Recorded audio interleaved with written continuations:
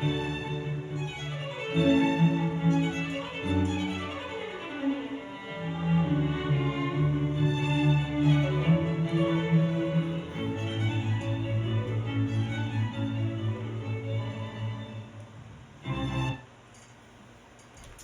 afternoon and welcome to another edition of Christian Apologetics. Today we're going to be looking at the topic again of postmodernism, and this is lecture number 17. And so I want to pick up where we left off. There's a quote by a psychologist named Paul Vietz, and he writes, "One of the major characteristics of moral decline in the United States in recent decades has been the rapid growth of moral relativism." So I want you to think about what we see in our culture with the decline in morality and moral relativism. Essentially what we're seeing is like the author at the end of the Bible book, Judges, and he essentially says each man, each person did what was right in his own eyes. Okay, so it's sort of what we're seeing today. Don't want to oversimplify it or overgeneralize it, but we're seeing that people are just making up their lives as they go along. They're making up what is right for them. Unfortunately, that doesn't help other people out, right? So God gave us the moral law for a reason, to protect us and provide for us. So postmodernism seems to have bred a new species of people who cherish the act of creating, developing, and expressing whatever set of values they prefer. So I don't want to emphasize or sort of belabor the breakdown of our culture. I think we all see it. We hear about it every day, and every day there's some new deviation and perversion that our culture lifts up as normal. So I don't want to tell you something that you already know. We'll just hit this real quick. I think with the decline in morality and with moral relativism, we're seeing a rise in STDs, sexually transmitted diseases. We're seeing a great increase in the poverty of women and children as a result of divorce. We're seeing an increase in drug use and abuse to cope with the breakdown of society. We're seeing mental illness. We're seeing an increase in suicide. So the social and the economic cost alone of moral relativism is astronomical. It would really be hard to count the emotional, the physical, psychological, and then the financial cost, spiritual cost of all of the breakdown in our country. Now think about this. Most colleges that are not Christian, even some Christian colleges, unfortunately, teach moral relativism. They teach essentially that there are no absolutes, that there is no absolute moral lawgiver. And C.S. Lewis was trying to point us to the fact that there is the moral law, and as a result, there is a divine moral lawgiver. So many colleges teach that there are no absolutes for all people, in all times, and in all places. Hey, I brought along my favorite mug today. This is Polish pottery. It's purchased in Poland, and this is always my go-to mug. Do you have a go-to mug, whether you like tea or coffee? It's definitely my go-to mug, okay? So I want you to think about that. So Harvard, Yale, Princeton, Dartmouth, all the Ivy Leagues, Stanford, teach some form of moral relativism. Now, notice what happens when you get out of the think tank, when you get out of the ivory tower, and someone like, remember the investor in New York who created the Ponzi scheme and bilked people for millions of dollars? Do you remember what happened to him? He's still sitting in a prison cell somewhere. So he took the ideas that he learned in the ivory tower, moral relativism, and then when he went and put them into practice, he ended up going to prison. Why? Because judges, for the most part, still follow the law when it comes to a certain class of people. We know that certain politicians and the elite seem to evade the law or pay off the law, or they own the justice system and the judges. And the Bible talks about such corruption. But for your common everyday person, when we break the law, we ended up going to jail. So this investor ended up in prison for breaking the law. So one apologist, speaking about this, said, why is it that people are held accountable for their actions, but institutions like the Ivy Leagues and others that teach moral relativism, why are they not held accountable for teaching about morality, things that are simply not true, that lead people ultimately to break the law and to end up in prison? So it's a great question. It is a great question, and it is a very consistent pathway from the ivory tower that teaches moral relativism to a culture that practices moral relativism. So we can see the results of the breakdown all around us. If you think that if you have no moral consensus, who is to say that Stalin or Adolf Hitler or the 9/11 terrorists were wrong? No, they wouldn't be wrong if there were no God and no moral standard. Without God as the moral lawgiver, one is left merely with one's own personal opinion and nothing else. Look what is happening on the Ivy League campuses and the anti-Semitism that is rising in our own country and among academics. As the president of Harvard lost her job for being anti-Semitic and not saying enough to stop this kind of bigotry at Harvard, right? So we are seeing this even in America today. This hatred for Israel, this love of Hamas, these terrorists. And again, it is a result of moving away from God, moving away from Holy Scripture, moving away from His standard. And then we see that it ends up creating not tooth decay, but cultural decay. That's what we're seeing in our day, cultural decay as a result of a loss of the standard that God has given to us. So this desperate state of affairs is really what the postmodernist is left with. And the sooner this reality is realized, the sooner a constructive solution can be discovered. I remember one night while I was in seminary, I was driving through the country in North Carolina, and to my amazement, the lines on the road disappeared, and I had a hard time moving about through this particular road. There was road construction, but there were no boundaries. And my first emotion in the moment, as I was moving along pretty quickly, was sort of like a little bit of fear and just a little bit of panic, because it was very dark, and really, like a lot of main roads, there just weren't any street lights to illuminate the road. I did not know if I'd hit a tree. I didn't know if I would hit a guardrail or an embankment. And after a few moments, the lines returned. And once again, naturally, I felt at ease. Well, later it occurred to me that I needed the lines to guide me. They were not put there to box me in or to restrict my freedom as a driver, but to protect me and every other person that's on the road. Postmodernists seem to view the boundaries that God has set as a threat somehow to human freedom, when in reality they are there to protect us and to provide for us.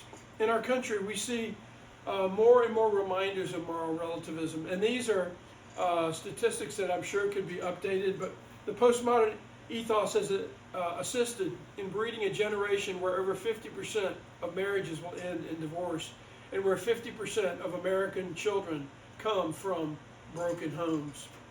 According to the most recent statistics, every day 13 youth commit suicide in America, and I believe that statistic has risen.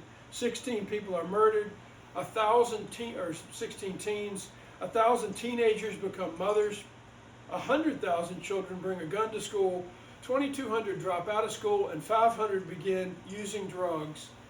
And we can just go on. And again, I believe some of these statistics are rising, not lowering. Norman Vincent Peale, well-known author and speaker, compared schools in the 1950s with those in our time. And his research compared the difficulties that teachers and administrators faced in relation to students in the 1950s. Okay, So we're at 2024 now, so we're talking, 74 years ago? So in the 1950s, the tough issues for teachers and administrators were students running in the hallway, talking in class, chewing gum, skipping school, and occasional fights, right? I'm sure there was some alcohol use and maybe some very minor, petty drug use. I mean, really no drug use is petty because it can be gateways to other drugs. But so we would say, sort of like big deal today, right? Students running in the hallway, talking in class, chewing gum, skipping school, an occasional fight, sort of like normal teenage behavior, right? So in the 21st century, what do we see? Instead of running in the hallway for fun, students run from fellow classmates carrying guns. Remember Columbine High? Rather than chewing gum and talking in class, students are abusing drugs and using extreme profanity, passing around pornography on their phones, sexting, right, a texting form of sex. Even at the elementary levels, instead of skipping school or an occasional fight, the issues plaguing our day seem to be teen suicide, teen pregnancy, cutting, abortion, sexually transmitted diseases. And now we have this gender identity crisis that's been created in our own country, which is purely demonic, and now gender therapy treatment and surgery to change your gender. Talk about the abuse of children. So we are just seeing the slippery slope of postmodernism, right? You move away from God, you move away from morality, you accept moral relativism, and then Pandora's box is open. Now we as a culture are open to pretty much any deviation, and it would not surprise me what is coming next. Should a person ever have the right to kill another person for convenience? That's been a topic in our own country. Well, when we look at it through the lens of postmodernism, when there are no absolutes and the individual decides his or her own moral choices, life becomes dangerous business, whether in the classroom or in the mother's womb. Moral anarchy is the name of the game in the 21st century. So all this to say, as Winston Churchill once said, these are the best of times, they are the worst of times. They are the best of times, they are the worst of times. We could say they are the best of times because, as we're going to see, God is still on the throne. God has not changed. His word has not changed. His gospel call has not changed. His ability to change the human heart from darkness to light has not changed. His call for the church to go and make disciples of all nations has not changed. And we know that ultimately he is going to bring in the new heaven and the new earth and the new Jerusalem, the kingdom of God.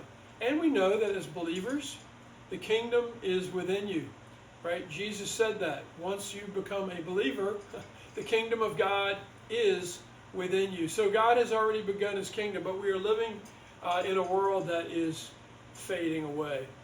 As the Apostle John said, 1 John 2, 15 through 17, love not the world, nor the things that are in the world. He who loves the world does not have the love of the Father in him. And then he describes what loving the world is about. Now he's not talking about, going fishing or going out and going to the mountains or going skiing, enjoying the beauty of the world or traveling to other cultures. He's not talking about that. He's talking about loving the sinful aspects of this corrupt world that's ruled ultimately by the prince of the air for a time, who would be Lucifer. That's what he's talking about loving. He talks about, for loving the world, it's the lust of the eye, the lust of the flesh, and the boasting about how great we are and how much better we are than others. That's what he's talking about when he says loving the world. And he says those who love the world, the love of the Father is not in them, because they're loving a world that is also going to fade away. But he who does the will of God abides forever. So we find that this corrupt world system is going to fade away, that postmodern relativism will ultimately fade away, and that the kingdom of God, ruled by the triune God, will be ushered onto the stage, and we will dwell with God forever and ever. Amen, and eternal bliss. Okay, so I want to move on now to our third lecture, which is life in a pre-modern world, Greco-Roman culture. Okay, so remember we divided with our big paintbrush, we divided history into three stages. The pre-modern era, which have been prior to and up to Greco-Roman culture, moving forward up to the French Enlightenment with Voltaire in the 1700s. And from there, 1700s up to the fall of the Berlin Wall in 1989, we call that modernity, the modern era. And then from that point forward, after 1989 and forward, we called that the postmodern era. Okay, so we're looking now, we're backing up, we're now pushing rewind in our lecture series, and we're going to go back and look at the pre-modern world, okay, so that we can have a fuller understanding of what life was like in pre-modernity, in the pre-modern time. So, author Walter Truett Anderson, it's one of the books we had to read for the doctorate I had in postmodernism, tells a story of three umpires, okay?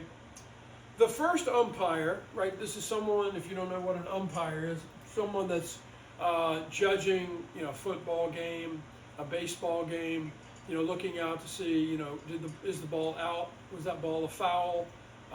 Was that a home run? That's what umpires do. They make sure that the rules of the game are being followed so that there's what's called fair play for both teams. Now, sometimes you get corrupt umpires, or the umpire's been paid in favor of one team over another. And that never bodes well for anybody, especially the opposing team and the fans of the opposing team. Because you've been to games where they're like, oh, they were lousy umpires, meaning they made lousy calls typically toward your favorite team. That's usually how it works. So notice the three umpires. The first umpire represents the pre-modern perspective. Okay, the pre-modern perspective.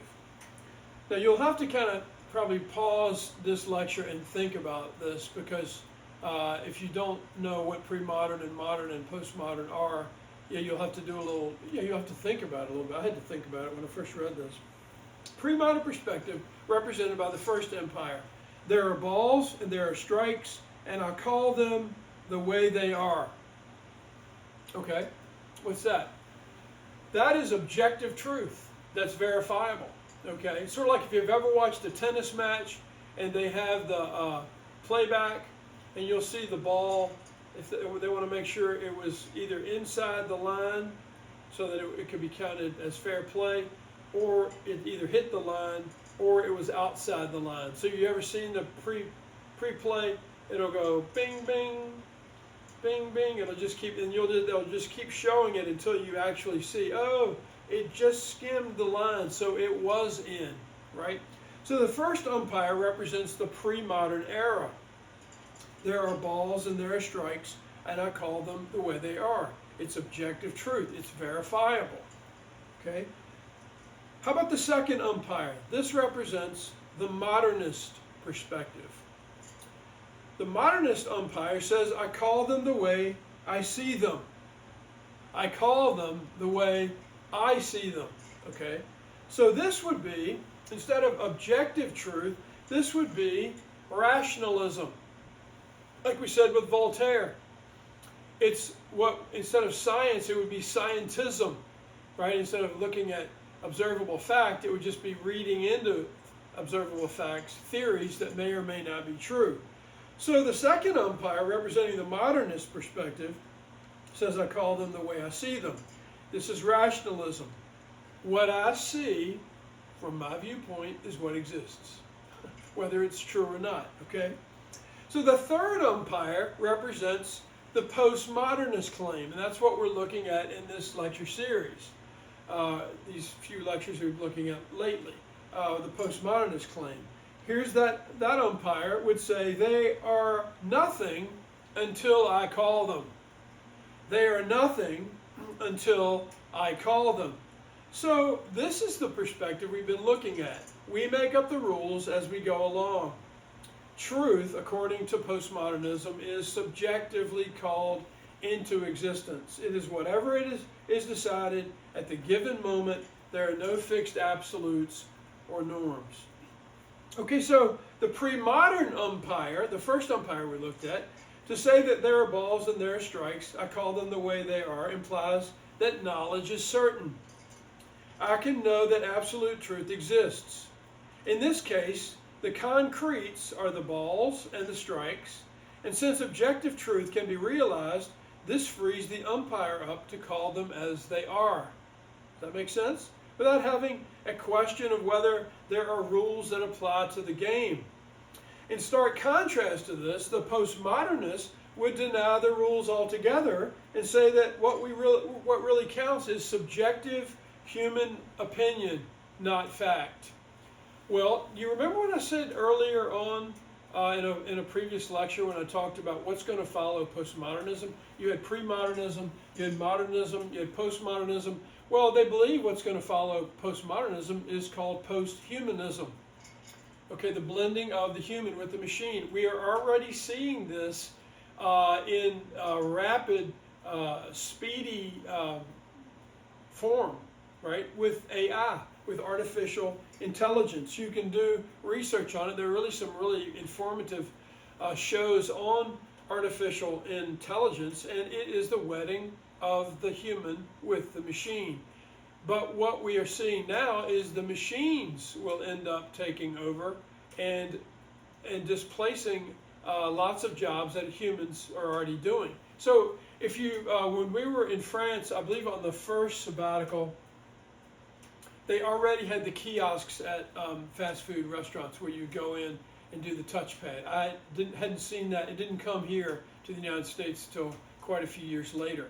But they were already doing that in France back, I believe, in like 2014. So we are seeing the next phase is probably already here. Again, post-human, the wedding of the human being with the machine, and then ultimately the machine is going to want to have its place, and some think the machine will take over.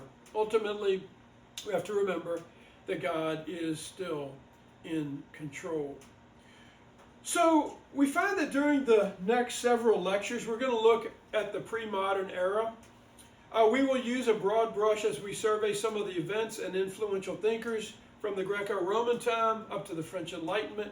And in this lecture, we will look at the Greek, some details about Greek and Roman culture. We will then move to the medieval period. And to best understand what has been broadly defined as the pre-modern era, we will look at four particular areas that describe the mood of the day. We'll look at the cultural conditions, we'll look at the philosophy, we'll look at religion and Christianity in particular. And so let's go ahead and move on into these areas: cultural conditions, philosophy, religion, and then Christianity in particular. That would be the fourth thing we'll look at. So cultural conditions. If we were to get into a time machine and venture back to the roots of Western culture, we would probably find ourselves in Greece. As far as Western culture goes, some would probably like to go back to Egypt and explore the pyramids because there were earlier cultures than the Greek culture. We know there were the Medes and the Persians, there were the Babylonians, the Egyptians, and on it goes. So notice the Greeks were committed to building what they thought in their own minds was an ideal society. The Greeks wanted to build an ideal society. Their priorities included honoring the gods. Yes, they were polytheistic. They worshiped many gods. Helping their friends. Adoring the city in which they lived. The primary philosophy of life in Greek culture was similar to that of Voltaire and the French Enlightenment, which we will look at under the guise of modernity. So the Greeks, like Voltaire, believed that humans were the center and the measure of all things. The Greeks believed that human beings were the center and measure of all things. They had gods, but they were nothing more than models of what man could be. So the Greeks, like the Romans, were a very sophisticated and advanced people. They had an insatiable desire to learn. Philosophy is thought to have had its origin in Greece, producing some of the brightest minds to ever live, some of which we will look at in a moment. If the Greeks and Romans knew that I was putting them in the category of pre-modern, I think they would probably roll over in their graves. They would revolt. Because the Greeks initiated and developed a number of things that benefit us today. Think about things that are very important to Americans as far as entertainment. We think about drama. We think about literature. In a practical level, mathematics, medicine, the concept of democracy, even though we are not a democracy, which is a misunderstanding that has been adopted by our culture. We are a republic ruled by law with the Constitution and Bill of Rights. It's different than a democracy. In a democracy, you can have 99 people wanting your neck on a noose, and you are innocent until proven guilty. That's a democracy, right? So democracy is mob rule.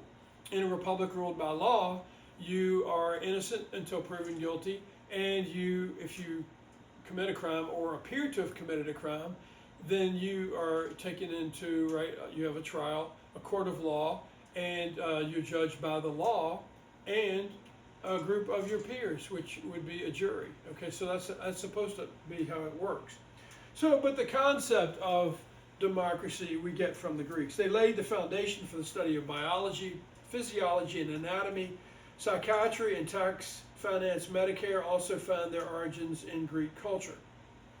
So while there were a number of great advancements with the Greeks, Greece could not sustain itself over time. Okay, Greece could not sustain itself over time. The Greeks idolized the human body. Those who were unable to swim or wrestle were scorned. Only the strong survived. And this is terrible. This is infanticide, essentially. Deformed or weak children were hurled off of cliffs or abandoned by their parents.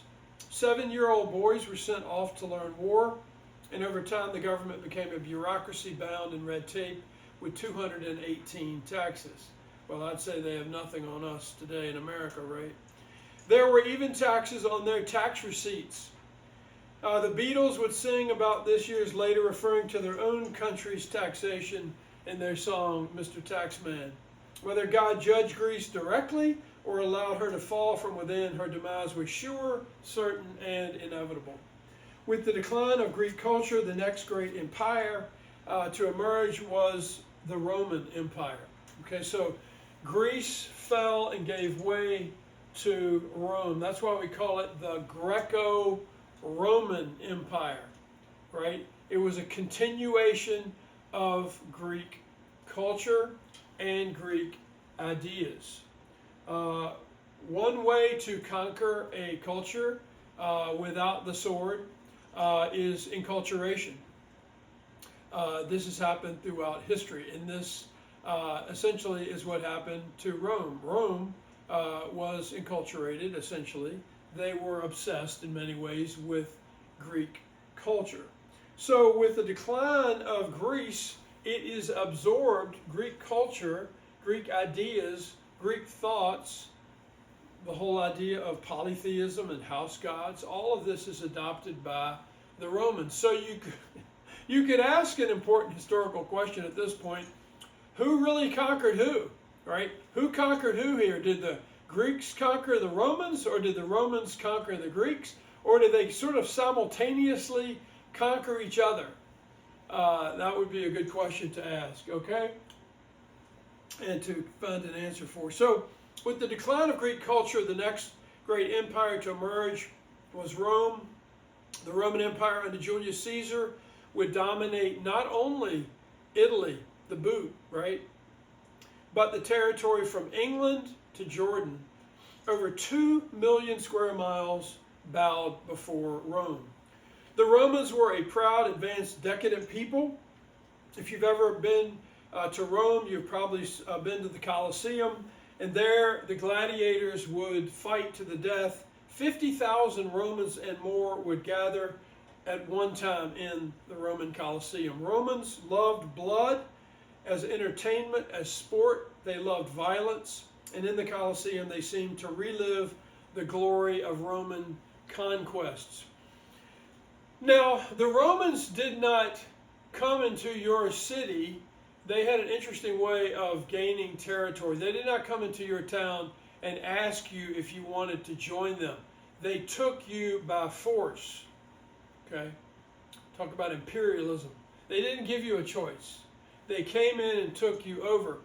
But because they wanted an ever-growing war machine so they could continue to be a tyrannical force throughout this whole region, again from England all the way to Jordan, some 2 million square miles, they would partner with you after they conquered you. Well, wasn't that nice of the Romans, right?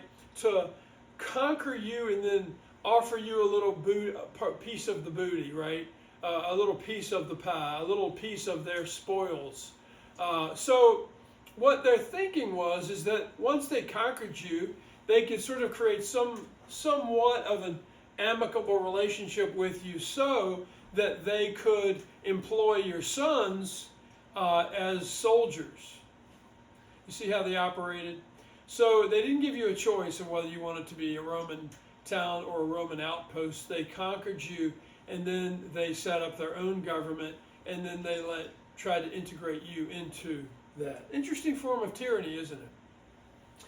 So, in the Colosseum, many of those who were killed were slaves or Christians. Now, this was for entertainment. So, if you're killing people for entertainment, and Nero used Christians as torches at his parties, there were plenty of slaves. And the Christian church was just beginning, and it was beginning to grow in number. So many of those killed in the Colosseum were slaves or Christians. Animals that had been imported from Africa would devour whole families. It's tragic. While the crowds cheered for more. Talk about a people who had a postmodern ethos, a people who had killed their own conscience. One Roman observer, disgusted by the game, said, "The Roman people are absorbed with two things, their food and their entertainment." Their food and their entertainment. Does that sound familiar at all to you? Is not the West obsessed with two things, food and entertainment? If we did not know any better, this observation again could have been referring to life in the West in the 21st century, where violence is glorified in books, in films, and in sporting events. The Worldwide Wrestling Federation comes to mind. Promoters and a host of novice actors push the envelope of premeditated and staged violence, while what do the crowds do? They roar because they're thirsty for more.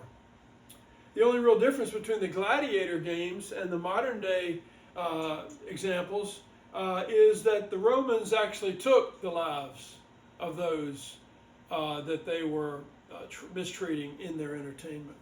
The story is told, and I'll end here in the interest of time, and then we'll pick up in the next lecture. The story is told of a Christian monk living in the 4th century, and he felt God saying to him, "Go to Rome. Go to Rome." He was in a cloistered monastery. He put his possessions in a sack and he set out for Rome. And when he arrived in the city, the streets were filled with anticipation. He asked why all the excitement was going on, and he was told that this was the day that the gladiators would be fighting and killing each other in the Colosseum, the day of the games, the circus. Now, our circuses today are much different than their circus. And he thought to himself, 4 centuries after Christ, and they are still killing each other for enjoyment. He ran to the Colosseum. He heard the gladiators say, "Hail to Caesar! We die for Caesar!" And he thought, this isn't right.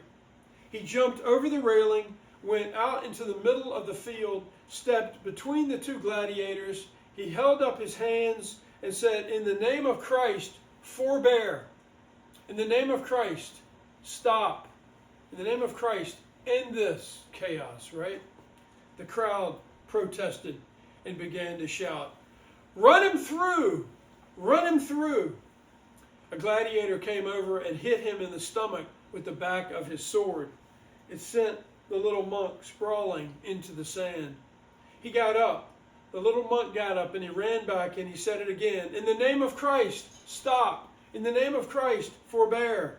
And the crowd continued to chant, run him through.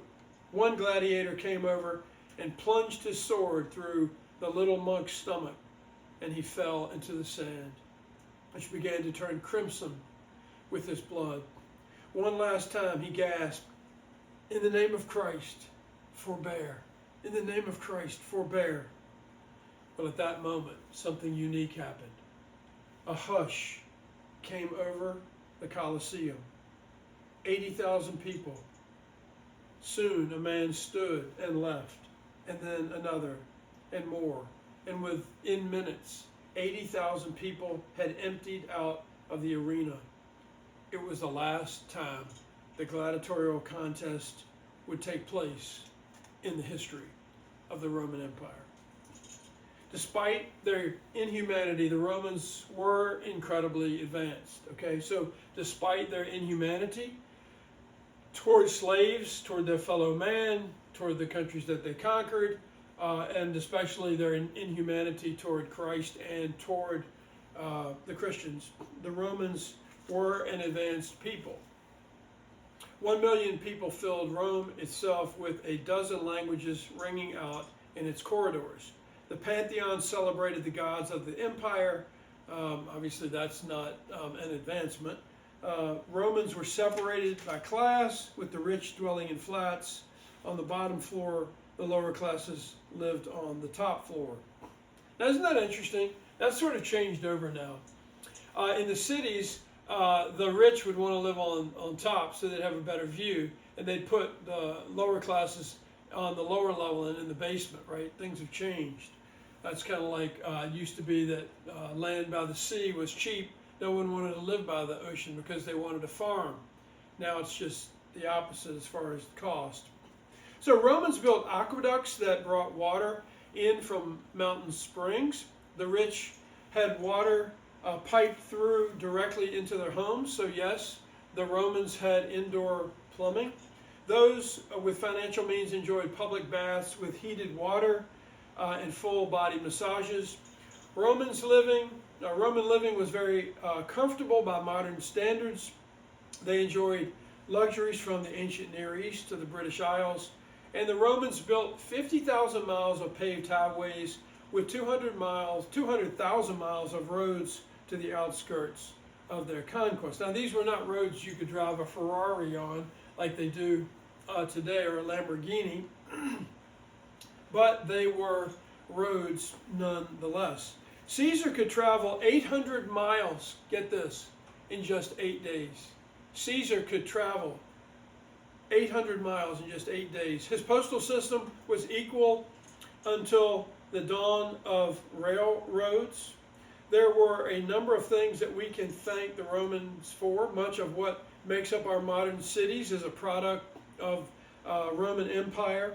Our grand stadiums and buildings, theaters, the way in which we lay out our cities on a grid, our municipal water supplies, our roads, we all owe this to the technology that God allowed the Romans to have. So I want to close here. Rome seemed to have it all, but by the 3rd century she began to erode, just like Greece. She began to fall. Inner conflict, along with other challenges from the Persians and the barbarians, ultimately would lead to her own overthrow. It cannot be overstated that the immorality and the ungodliness of the Roman Empire was probably the #1 reason for the fall. So we will pick up in our next lecture with life in a pre-modern world, Greco-Roman philosophy. Okay, we will see you then. God bless you.